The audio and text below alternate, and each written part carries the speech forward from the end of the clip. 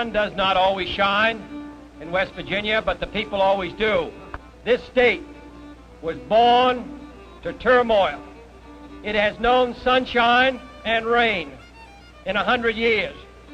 But I know of no state, and I know this state well, whose people feel more strongly, who have a greater sense of pride in themselves, in their state, and in their country than the people of West Virginia. And I'm proud to be here today.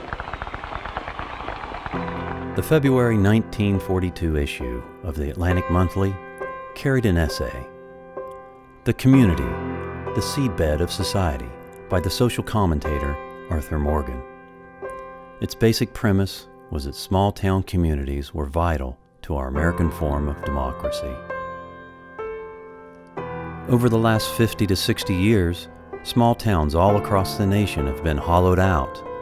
Their main streets are largely boarded up and bypassed by the bypasses. Once flourishing farm and craft economies have disappeared, replaced by large mechanized farms, globalization of manufacturing, and particularly in places like rural Appalachia, they've been under siege by extractive industries. These industries may bring economic benefits, but for whom? If they do bring jobs, they are seldom for the people who live in these towns, and they have other impacts. As more and more people abandon these small towns, what is left behind is often economic decline, addiction, and despair. But that is not the whole picture.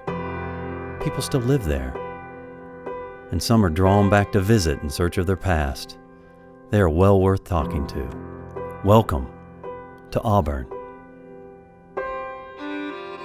In the mid-1920s, at the height of the oil and gas drilling, Auburn was really booming. There was a bank, a post office, 2 hotels, a garage, a movie theater, a confectionery, 2 barber shops, 2 general stores, a furniture store, a lumber mill, the photo gallery, a doctor, and 3 blacksmith shops. It's sad today when you think about what a bustling little place it was 50 years ago. Winifred Brown Scott, circa 1980. Well, if I was a sinner, I'd tell you what I would do. I would quit my sinning and I'd work on a building too. I'm working on a building, I'm working on a building, I'm working on a building for my Lord. Auburn is really a microcosm, I believe, of the small towns that have been the backbone of America and of the Republic. Auburn was self-sustaining. At one time, in the early part of the last century, it had a bank, it had a couple of hotels, it had a movie theater. The community was entirely self-sustained. There were stores out there. Everything that the people needed to live their life was available to them in their community. The land that we're standing on was actually part of our family. It was owned by our great-grandfather, James Harvey Hall. He had 2,200 acres of land here. He was actually one of the largest Hereford cattle farmers east of the Mississippi, so we were told our whole entire life. And they would bring their cattle here to graze for the winter. Down to the left of us is the old family farm where we grew up with our dad and his brother and 4 wonderful aunts and a grandmother and a grandfather that most kids now could just dream of to have. We came from the era where this community was about helping each other. They took pride in their homes, their land. I can't think of anybody back in that day that didn't have their own garden and raise their own crop. And we were never allowed to get in the garden on Sunday, though. That was one thing. You went to church on Sunday and only to church on Sunday. But it is hard to come back and see the town look the way it did, to see the roads, to drive across the roads. I mean, my dad would tell me the story of, growing up, and these used to be dirt roads. Well, I'm thinking they just need to take them back to dirt roads because it'd be better than what they're driving on now. Well, if I was a preacher,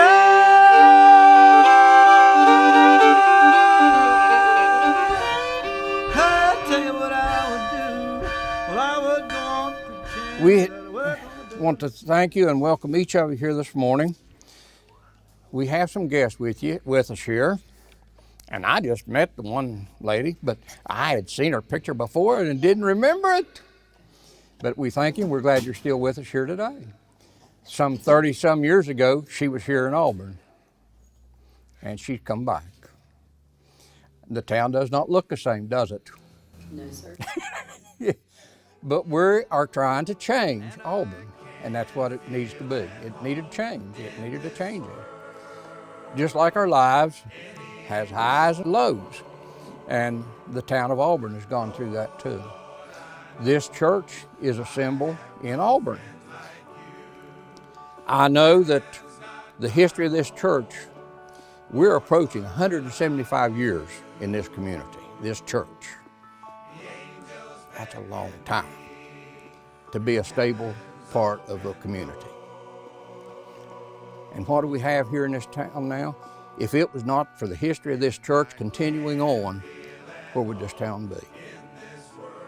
It's a struggling town, yes. Everything's caused it to move out.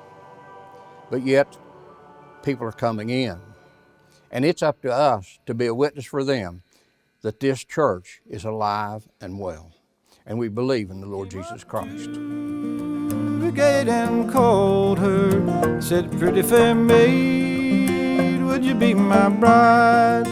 She said, "I have a true love." My great-great-great-grandfather was an immigrant, and he had several sons. They originally settled in Harrison County, Virginia. And then my great-great-grandfather, Robert Somerville, received a land grant from the governor of Virginia for land that was on Bone Creek. 900 acres. 900 acres. My mom has a copy of the original land grant. It's on a sheepskin parchment type paper that we hope to get framed someday.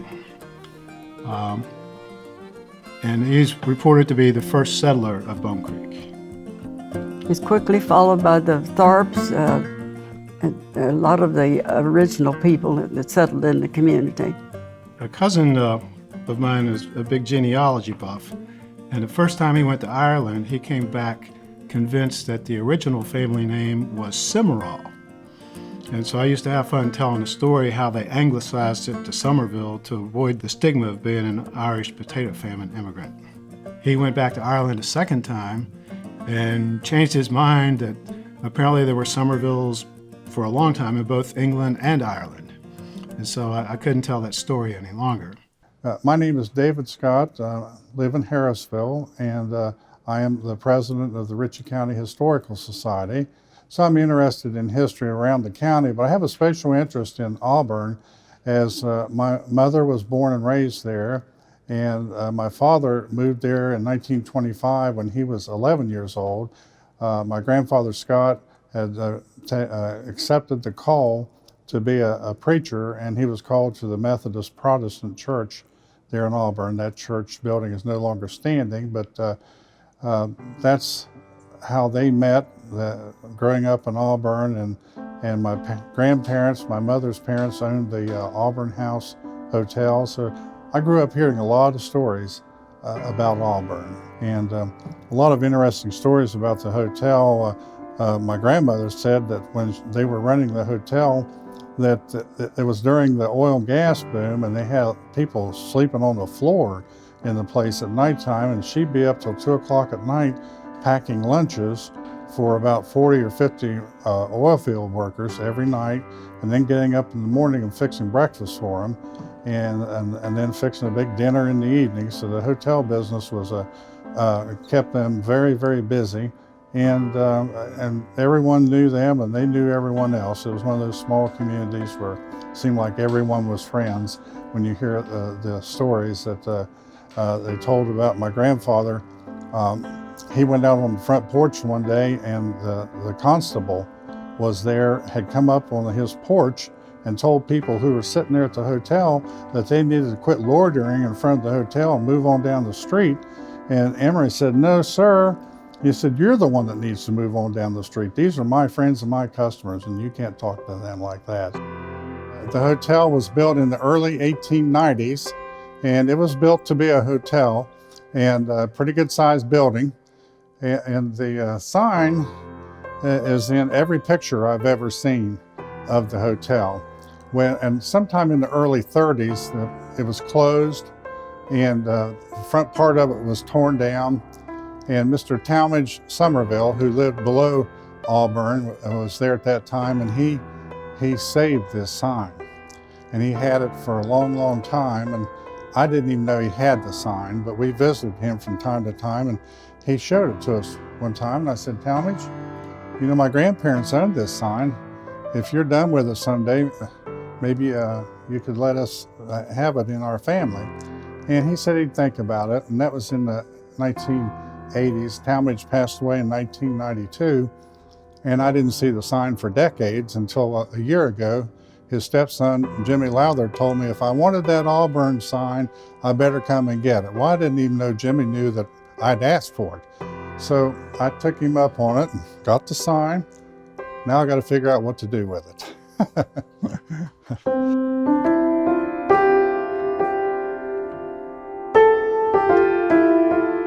I am Rita Steffen. When I lived at Auburn, I was Rita Cumberledge.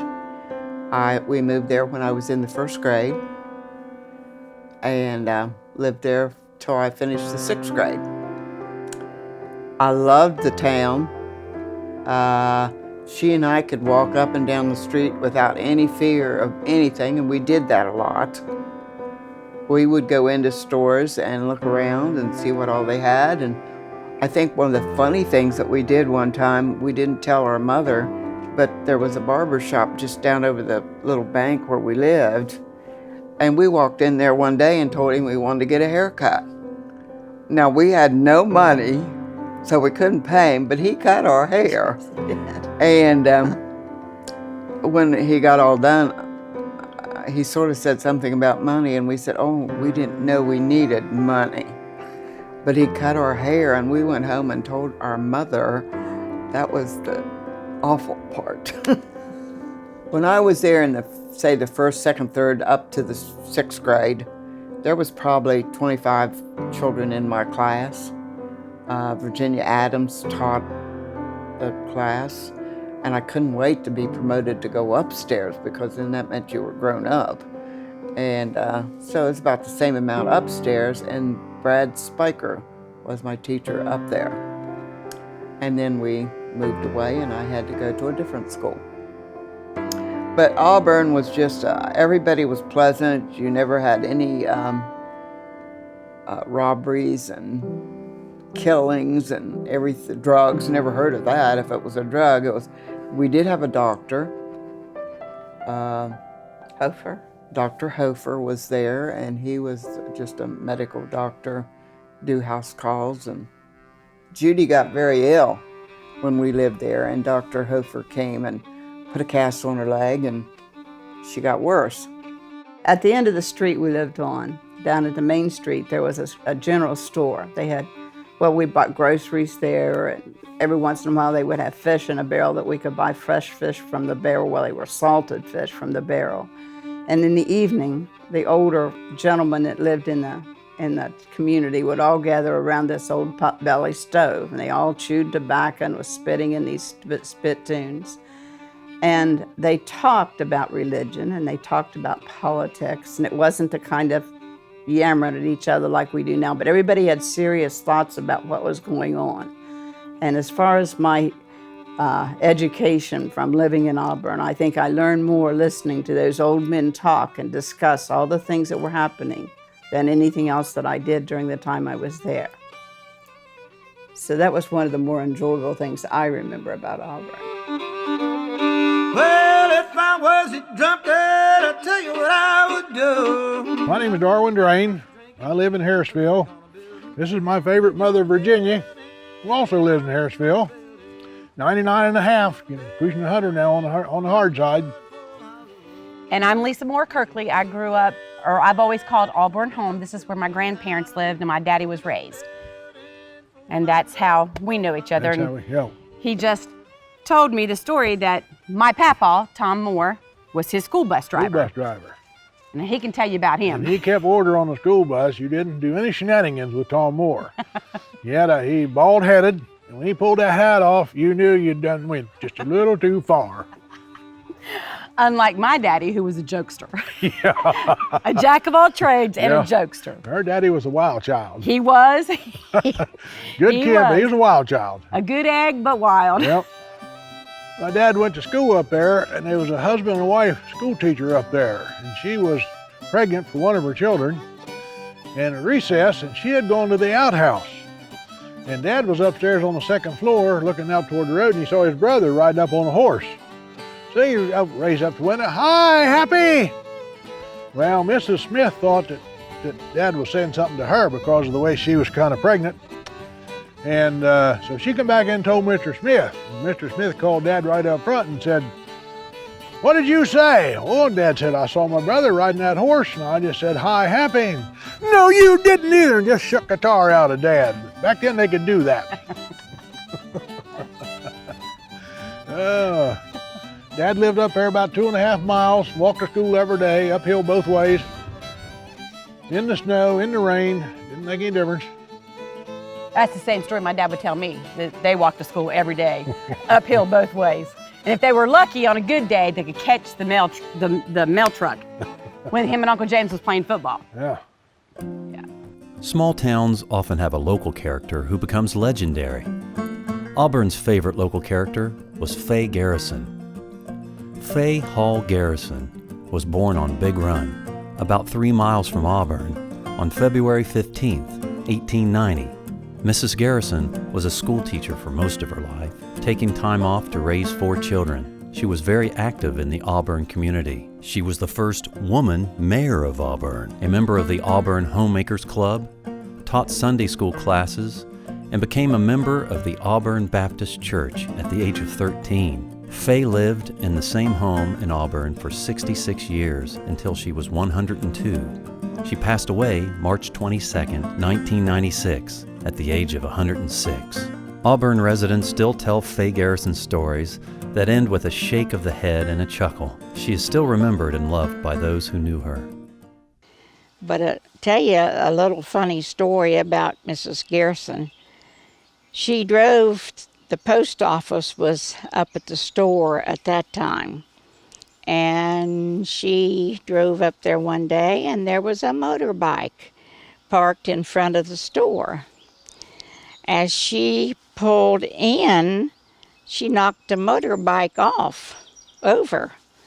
She got out of her car and went in and told that guy that he didn't need to have that parked there, that it ought to have been parked out of the way. If it had been parked out of the way, she'd have never hit it. He said he never had the nerve to tell her that she'd done a lot of damage to his motorbike. He just repaired it and never said anything to her. She was 102 at that time. Fay Garrison and Gladys Street, which was a good friend of Fay's, were going to Harrisville. And Fay had her car fixed, had new brakes, she thought, new brakes put on it. And is going down the Berea Hill, and if you know where that's at, it's pretty steep. Well, going down that hill, her brakes failed. And Fay was always pretty calm about everything, and she just looked over at Gladys and she said, "Now Gladys, I don't want you to get excited, but we don't have any brakes." They went off that hill, and right at the bottom of the hill, there's a garage that sits on the left side that belonged to the man that had the store. Ray Bunnell. So what did Fay do? She couldn't get the car stopped, so she whipped it in the garage right over top of the grease rack and parked it. That's where she stopped, on the grease rack.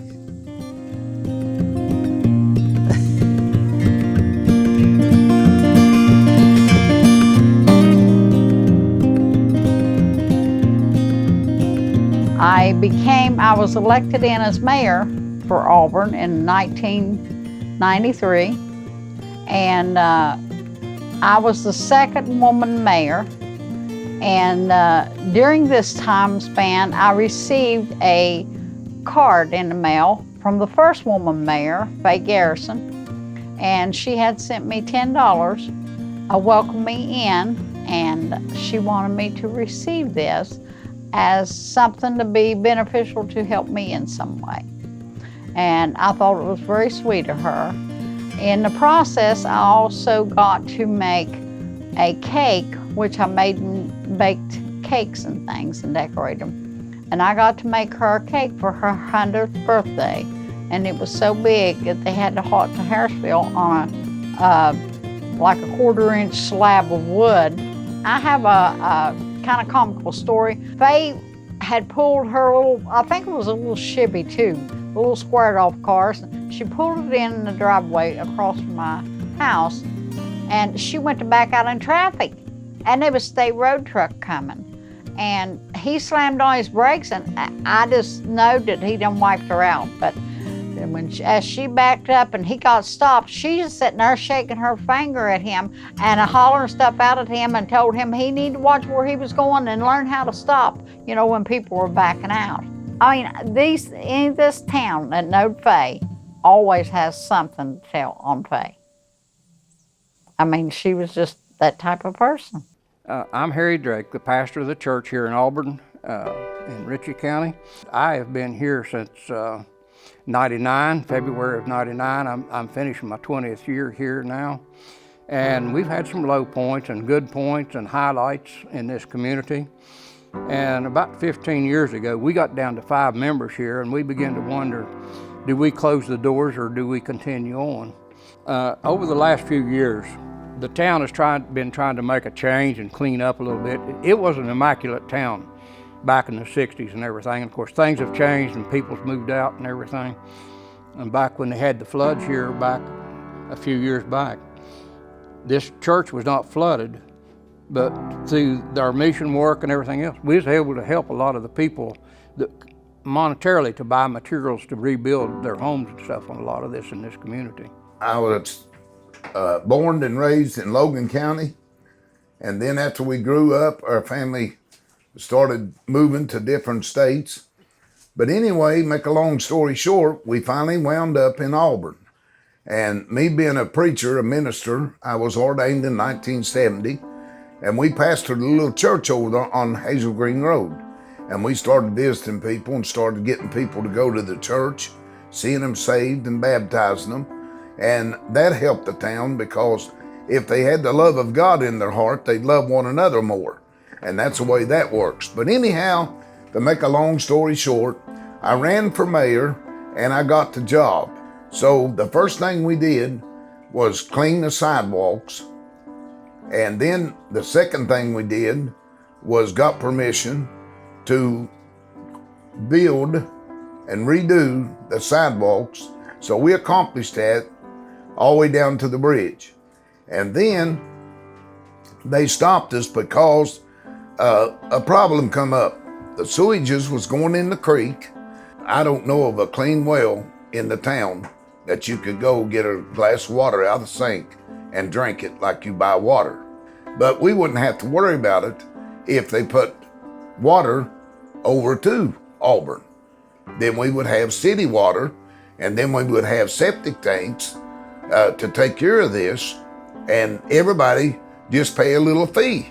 If we had the city water, like I said, and we had the septic tanks, like we said, then the creek would be clean, fish should be in there, people could fish out of it, the kids could even go swimming in it, and it would be awesome if we could get that accomplished. My name is Robert Valder. I've been mayor for about 6 years. And I just really wanted to help people try to clean up the place. And we've been having cleanups for 3 years. Yeah, when this town was built, you know, the oil boom hit. Everybody had to come into town and live to work here. They couldn't jump on their horse and run 70 miles an hour to the next county. I mean, so today, that's what they do. They jump in their truck, and they run 70 miles an hour to the next county over. They're gone. You know, the people that work here, that drive the trucks through town, that work on the pads and stuff through here, they're traveling nomads. They don't have to live here. They can just come and work, and once their shift's over, they can leave. They don't have to worry about staying here and living. Some of these guys travel through town with respect. Yes. They go real slow on the dusty parts, and then some of them they'll blow across them, and the trucks will go bouncing, and the dust you can't see the other side of the road sometimes. They bonded the road in one way, and they couldn't over Bria, and then they couldn't bring their loads in that way. They had to start a different route. So both directions got messed up. I mean, it wasn't just one. The state of West Virginia wasn't wanting to pay. They was wanting to try to make EQT pay for the road damage. So, I mean, we're out here on the end of town. You know, it's 3 hills over from their department. So, it takes a little longer to get here. So, why work over here when they can work over there? You know, I think it's a lot. We get a lot of that. It'd be nice to try to get a little store in here. I think if there's a little store, then maybe some more revenue might come into town. Yeah. From the big trucks and stuff going through. Yeah. Then they might actually stop and see, hey, there is a little town there. People do live there. There is something there that gets some revenue coming back into town. But other than that, I just see them still driving through, going to their job, and driving back out and going home. Yeah. So they have no reason to really stop here and notice everything or the good parts of town and the good people that are here. It was a booming oil field town, and there was a lot that went on. A lot of things that went on, furniture stores and clothing places. I mean, this town was just like you go into Harrisville, you know, and go to where they have all these different dressmaker shops and all these different things going on. You know, we don't even have a store here in town no more. Used to be we had 2 here for a while. I had a game room down in town and different things, but we do still have our ice cream social, which, by the way, is this Saturday. I'm Lily, and this is the ice cream social.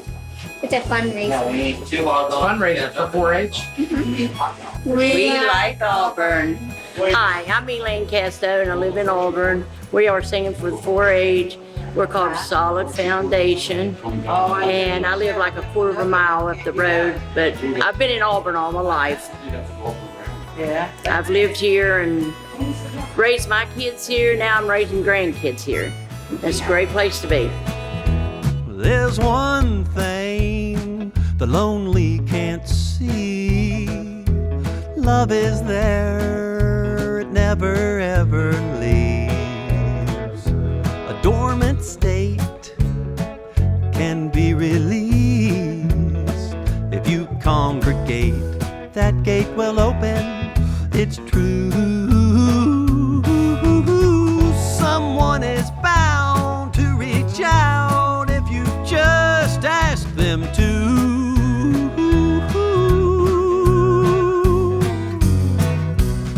Someone is bound to reach out to you.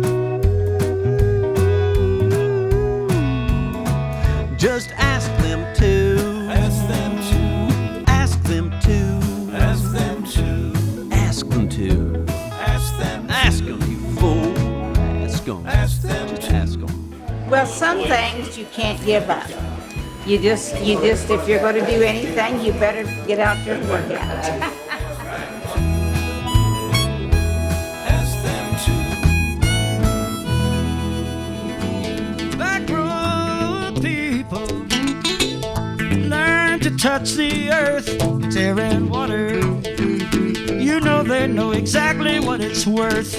When a community is eaten out from the inside, when the population drops to the point where there's not a school there, or there's not a church, churches especially, you know, these people here there's a lot of religion in these mountains, and that's one solace they've always had, is to be able to come together in a religious experience. That binds the community even tighter when they can look around and see their neighbors and touch their neighbors' lives through conversation with each other, what's been happening with you, you know, and this kind of thing. So it's a social thing, that the school and churches provide in these small communities. When that falls apart, a lot of the strings that hold the elders together are not there anymore because it's done through that knot that the children form in the community, that future that they feel and that hope for the future. Don't let this get you down.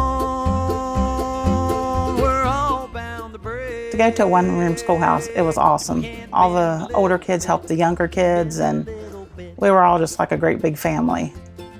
And it was really, I mean, you never heard any bad words or anything. My teacher was Geneva Adams, and she was a very good teacher. I mean, she treated us all like her children, like she was a mom to all of us. She would take us to funerals here in town, where in a bigger school you wouldn't get that opportunity to do that. So we got to experience a lot of stuff.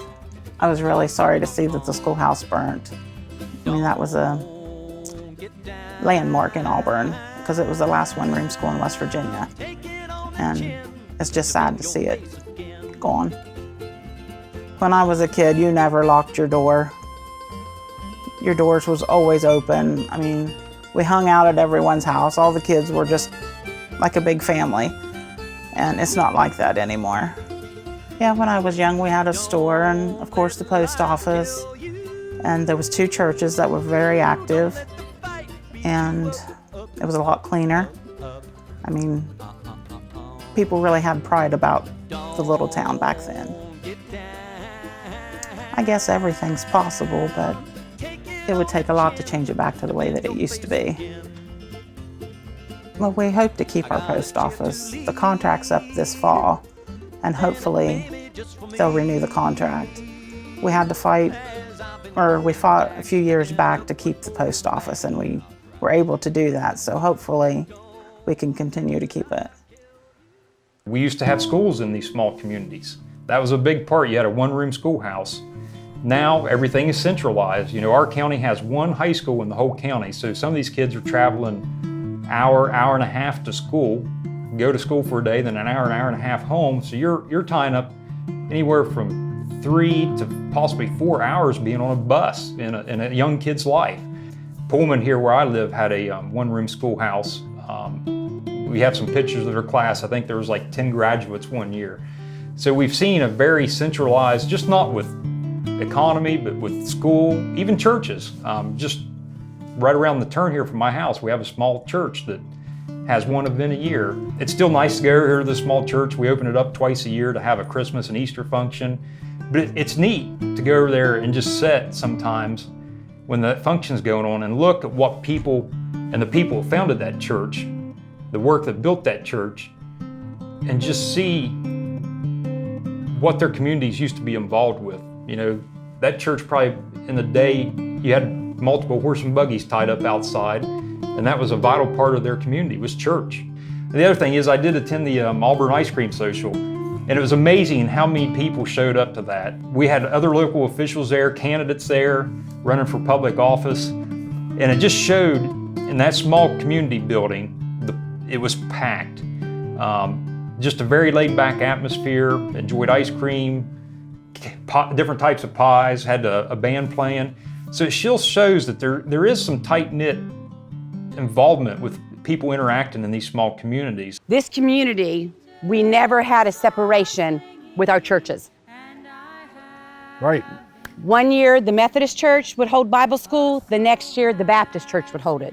There was never any separation Right, there wasn't here. any fighting amongst the churches. There never was. Nope. Miss Mary Somerville was my very first ever Sunday school teacher. And I used to love when we had church homecomings and the Somervilles would sing. Mhm. It was awesome to hear that family get together and sing. Yeah. It's things, well, it's memories that will hold, I know for myself, in my heart for the rest of my life. Yeah. It really, I just know growing up here and spending so much time here, it just instills something in your soul that no matter what path life takes you down, you always come back. But it was a real treat when we had homecoming and we had Sunday dinner on the ground, and all that good singing. We'd be in here on Sunday morning church, and Robert and Mary Somerville could always sit together with the family, with the kids. He had Yep. four kids, I think. Took up a whole pew. Took up a whole pew. And that youngest one, she was just a young boy, Sammy, I think, just a little fart. And he'd be wanting to crawl around and fidget and stuff. Boy, Robert did clamp down on him. I thought, man, he's awful little to be that strict, but he grew up all right. Well, they were teaching us life lessons. Yeah. When you go to church, you go to church. You sit still. That's right. Yep. Too bad we're not teaching those lessons today. And Rita Emerson taught me the lesson too. You don't fall asleep in church, because when she hit that pew, I shot up out of there, and Nan, she was so short. Nan was only 4'8", and she was plumping around just as she was short. And she looked over at me, and she just took her hand. Now, Dad was real notorious. He wouldn't laugh out loud. He'd always put his hand over his face and laugh until he couldn't take it no more. Then he'd be laughing in tears. Nan was the same way. And when Rita hit that, and I jumped up out of there, and she put her hand on her face, and she started laughing, and she went, "See, you don't go to sleep in church." I didn't do it again either. I heard that. Yeah. We're just like all other small towns. I mean, we are very much blessed with the drugs, in which that is so disappointing. When we used to hear about it being in Parkersburg and Harrisville and things like that, you'd think, oh, it's never going to be in Auburn. We're so fortunate. Well, that's not the case. I mean, it's here. But see, they had this little school up here, playground. It was nice. There wasn't nothing wrong with it. And when they shut the school down and moved, the Spencers bought it and moved in it. They lived up there for ever so long. And then one night them boys was making meth and blowed it up and caught it on fire. Now they had that house to burn. They had the big white house here, but beside the Barb's over here to burn. They had one up there on a hill to burn. As you go up a hill, had it to burn. This was all the same family. Every bit of it. So when meth. When a house burns down, the fire marshal, is there a fire marshal? Oh yeah. Come and look? Yeah, they come. And the time they get out here, they try to save the chimney. That was just a joke, but that's what they do. Marcellus Shale, are you heaven or are you hell? Only fate can ring that bell, only time itself will tell. These fields are filled with the wells and springs, father of rivers, mothers of streams, and the fracture bombs are going down to the water table underground. When I was young, I had occasions to go down into the southern part of the state, and I always was glad to get back to this area just to get away from the mess that the extraction of coal caused. And it was broken roads, it was little towns drying up, especially on the whims of the market, which is exactly what's going on here and has been for years with this gas and oil production. But it's been a thing that's happened here in West Virginia. The natural resources we have here have been our curse and our blessing. They've provided jobs over the years, the extraction of it. These little towns spring up to support the industry, and then the industry leaves. I mean, picture Auburn, like that is a blast crater. That is where a financial bomb has gone off and it's sucked wealth right out of there and left them with health impacts and,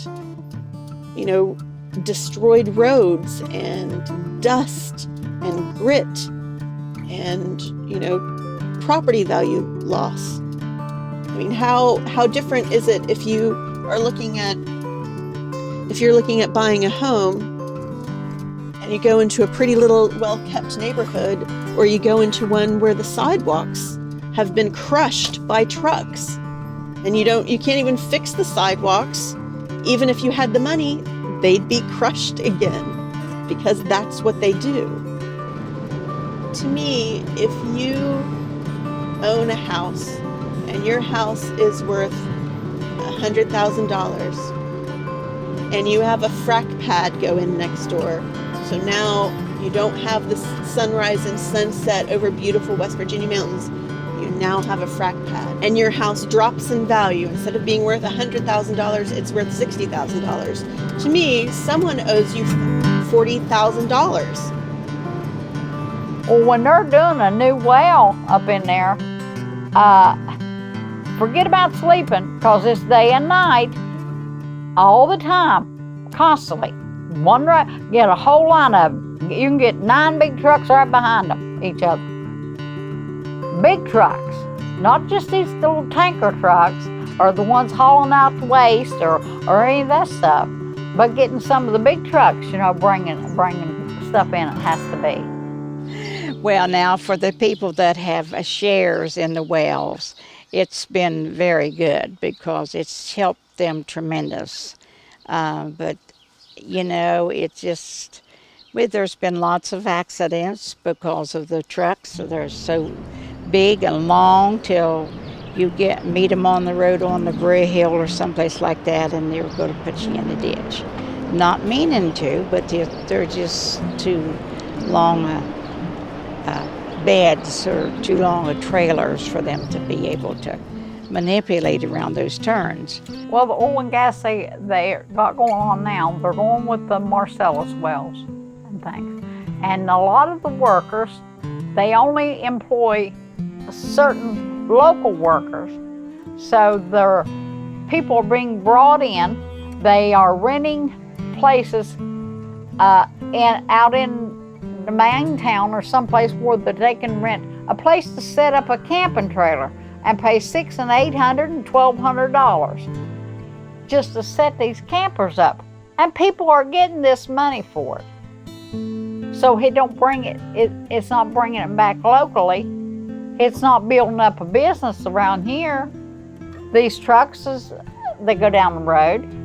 And I know that they can be business here and be business with it, because when my daughter-in-law was living down here in the lower end of town, we sold chicken dinners out of the house, and the truck stopped long enough in front of the house to pick up the dinners and reach us the money and go on.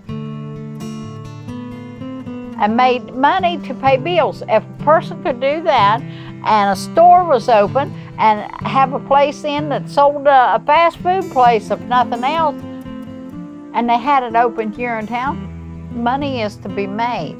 I'm Scott Wyndham. I'm a lawyer and I practice in Harrisville, West Virginia with my father, Rod Wyndham. As a young man in college, I worked for small oil and gas producers out in the field. I was a roustabout. I worked on service rigs and have a fairly decent working knowledge of the industry for a number of years as an employee of local companies here and working with friends and relatives on their wells. In my law practice, we have seen a recent development of oil and gas in the area, including the areas in Union District near the community of Auburn. And a lot of that oil and gas development had been there for a number of years. When I used to live near Auburn, we had an oil and gas well on our property, and that well was not a big producer. We just used it for house gas. The companies that have these old wells a lot of times didn't make a lot of production, so the farmer and his family would be able to have some free gas for their home and maybe get a few $100s a year in royalty, maybe enough to put down to buy some parts for his tractor or maybe buy a cow. With the recent development of oil and gas, there has been a huge surge of economic development in some areas. But that economic development is not being realized in this area as much as it should be. And part of that reason is because the massive amounts of cash that are being generated from these Marcellus shale wells are not staying here in Ritchie County or even in West Virginia. The companies that develop the oil and gas are from Pennsylvania or Texas or Colorado. And much of the money, the lion's share, goes back to those states, and the taxes go back to those states. And as a result, the farmer may or may not get his royalty, and if he does, he may not be treated fairly when he does get the royalty. The recent oil and gas boom, if you go back and look at the old oil and gas boom, originally that kind of founded or kind of originated there around Auburn and a lot of our small communities, it was very, very different mechanically. They hauled rigs in with horses and mules, and they basically used what they called a spud rig, and they basically just hammered the rock out with a weight. Through time, that's changed. We've had some booms there in the 80s where the size of the locations increased a little bit, and they drilled what they call conventional production wells down to the depths of 2,000 to 4,000 feet in different formations. And then here recently, this last boom that a lot of people refer to as the Marcellus and Utica boom, or the shell boom they call it, focuses on a formation here in Ritchie County, which is the Marcellus, which is about 6,800 feet deep.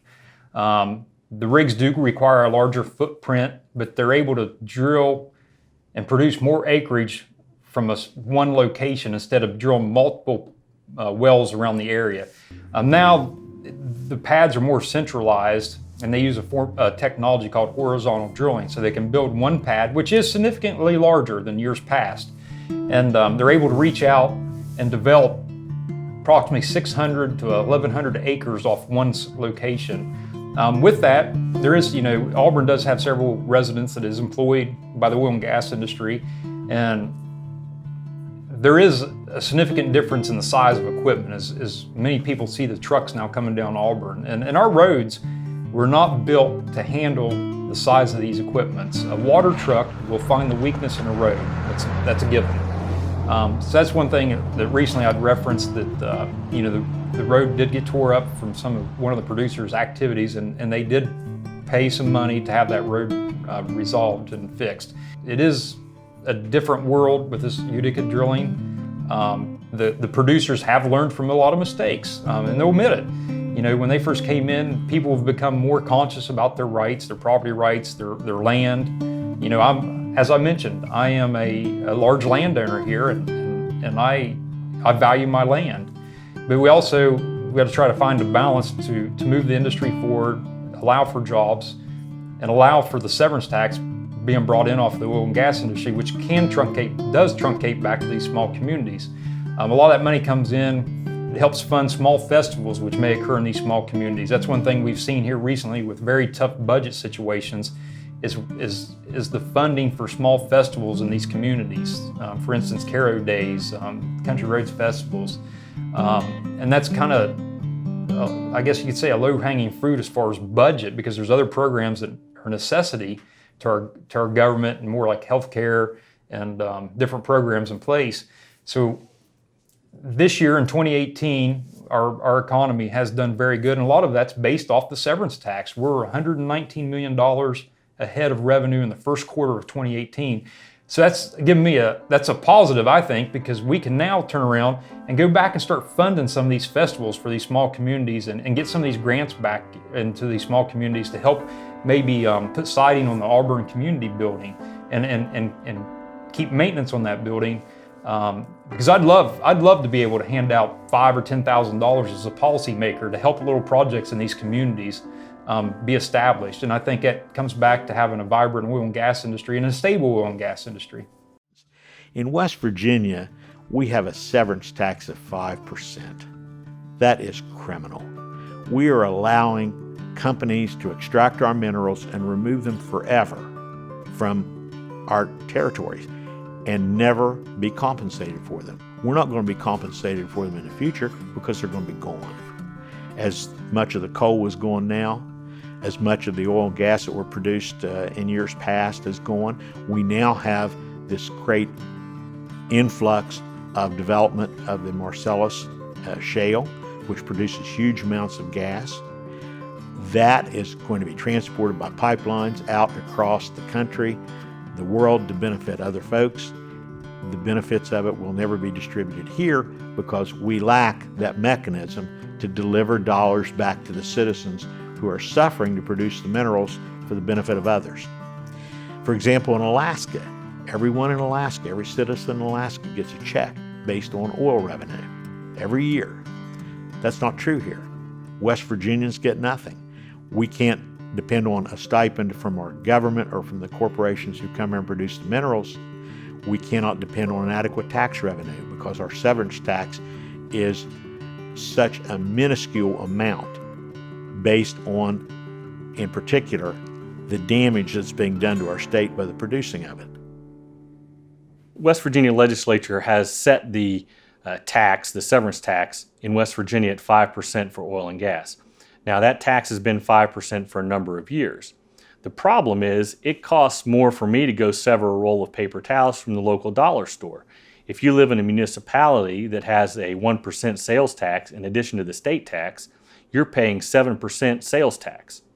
And that, to me, is not fair. I think that the citizens of this state should pay less in tax than a company from Colorado who's coming in here and taking our resources and taking the money out of state.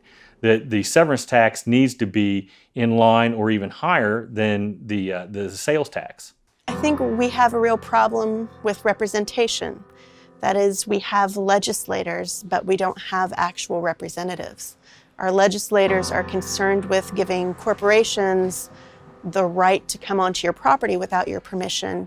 And here you have these small towns, like Auburn, for example, without basic infrastructure. You know, they don't have public water, they struggle to get public sewer.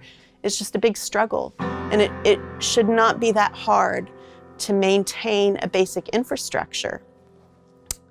You know, we're just 5 hours from DC, and we have people really struggling just to keep clean water in their houses. And there are people here in Cairo who the water doesn't quite reach, so just a few hundred feet away from clean water, and they can't get it. If I was a gambler, I'll tell you what I would do. I would quit my gambling ways. We're gonna build them too, and we're gonna build it. These mountains here, these Appalachian mountains, were once taller than the Himalayas. They were the oldest mountains on the earth. And now they're maybe 6,000 feet, something like that, down the Carolinas for a high point. But these mountains are settling. It's like a rainforest almost here in the amount of rainfall that falls usually here in these mountains, especially over toward the Appalachian Ridge. That is a rainforest over there. But, you know, they're putting these 36-inch, 24-inch, some of them, high-pressure gas carrier lines a few feet below the surface. And this ground is shifting all the time. It'll be rock laying on clay, and the clay will get wet and the rock slides. Yeah, sometimes you go these rural areas, the pipeline will literally be, you know, within a good rock throw of somebody's house. Right now, my sister is living with a lady down Smithfield, and where her house is at, literally through her upper part of her yard, they're going right across her yard, right up the mountainside. The neighbor that lives beside her, that's her house too. They's a boy, the woman's son, and he is like 11 years old. He is,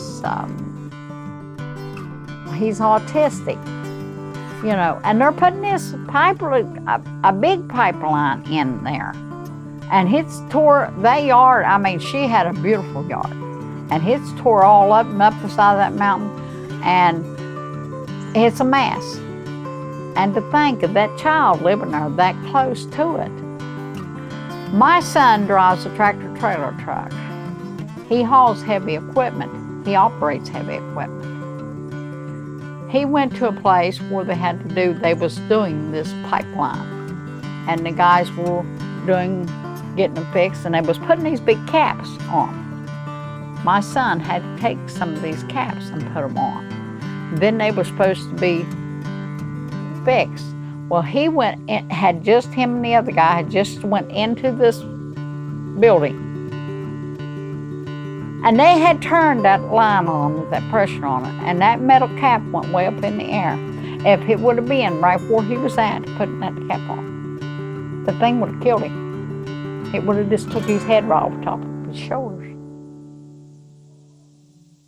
Just looking back over my childhood and the way the community is now, I thought there's no better way to leave this community, especially with all the oil and gas that's going on, to leave this town in better condition than they ever found it.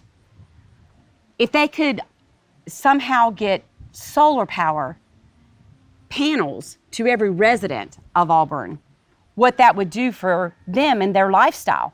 To get cell phone towers put in, how better quality of life they could have here. Yeah. And maybe people would move back. Maybe people would retire and move back, or maybe young families would move back in to raise their children here. Because it was such a wonderful place to grow up. It would just be nice if there was some way before they allowed people to come in and drill on these properties, that would have to be a stipulation, that they leave this town and people's property in better condition than they ever found it. I'm afraid that even if people here had solar panels, the majority of them would pretty soon, things would still run down. But you got to have faith. And you got to believe. Yeah. You got to have faith and you got to believe. You think about the people that started here all those years ago and how hard the work was for them. Right. They kept right on. Oh yeah. Giving it 110%. Yeah. Oh yeah. Until they made the community what it was. Yep. And what it was and what it is now is two different things. Two different things, yeah. But it can happen.